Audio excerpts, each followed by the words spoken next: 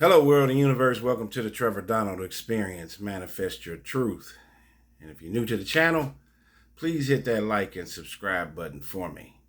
I try to share informative videos about things that are taking place throughout our entire country and sometimes throughout our world, and try to give a common sense PhD approach and a semi-legal approach to many of the issues that we deal with each and every day.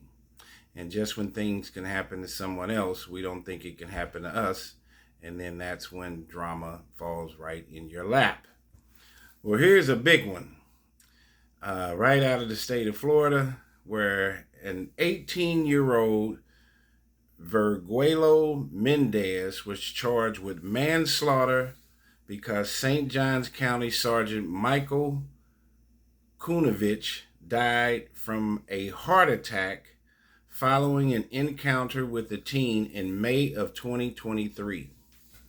And the reason I'm bringing this up is because he has gotten charged for manslaughter, and there has been a petition going out trying to get the charges dropped. And when I tell you the storyline behind it, you'll see exactly what I'm talking about in this. So he's still under having legal issues with this situation where this sergeant arrested this young man, 18 years old. He was just walking down the street, minding his business, and Sergeant Kunovich said he looked suspicious and then approached him. And then subsequently, Officer Kunovich had a heart attack while trying to restrain him and arrest him. And now they're charging the 18-year-old with his death.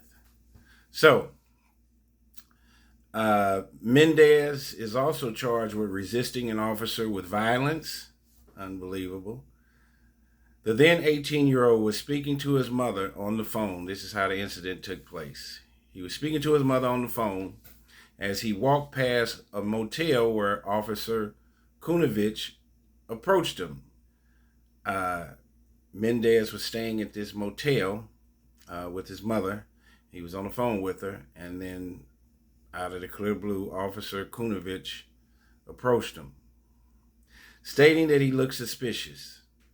Body camera footage shows Mendez slowly walking along on the sidewalk when Officer Kunovich orders him to stop and starts interrogating him.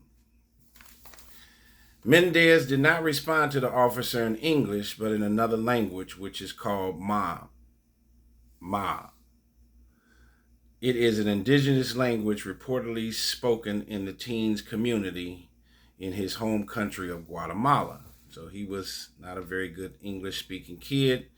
He gets approached by this officer, and he doesn't speak very good English, so the kid doesn't even know what's going on. He's just walking. In the video, Mendez explains in his halting English that he was eating and informs the officer that he is staying at the motel. The teen tells the officer that he does not speak good English, and the officer requests identification and asks if Mendez has any weapons. Mendez says no. Well, you know what that is, Officer Kunovich said while telling the teen to turn around before grabbing his arm. Officer Kunovich says, "Don't pull away from me." I don't know why he said, "Well, you know what that is." I don't know what that meant. At this moment, Mendez attempted to walk away, probably because he was not understanding what was going on with this police officer. And he's probably been told, being an immigrant and doesn't speak very good English, to be afraid of the police in America. There's a stereotype about police and dealing with minorities and people of color. So Mendez attempted to walk away, but Officer Kunovich and another officer pushed Mendez to the ground. The teen can be heard saying, "I'm sorry, stop," and "no" repeatedly while the struggle ensued. And then the officer says, "Do you want to get tased?" one of them said to Mendez. Get on the ground. Mendez replies, no problem. During the incident, Mendez was tased several times. The teen reiterated that he does not speak English well, seemingly not understanding their commands. Mendez also called for his family as they were tussling with him. He was calling out for his mother's name and that sort of thing. They handcuffed Mendez. Officer Kunovich suffered a fatal heart attack, collapsing 8 minutes after the struggle, and the medical examiner concluded that emotional stress from the incident could have played a major role. This is what the medical examiner said. And remember, police officers and the medical examiner work for the state. They're on the same side. Police claimed that Mendez held a pocket knife, but the weapon was not found until he was restrained. Mendez's team explained that the knife was used for cutting melons at work. So he had a little pocket knife, but it was used for work. Immigrant, non-speaking English. He's working a labor type job. Hundreds of thousands of people have called for Mendez's release as of Wednesday. More than 500,000 people have signed a change.org petition to support him. If Mr. Menendez is convicted and sentenced to prison for this incident, it will create an extremely dangerous precedent in this country.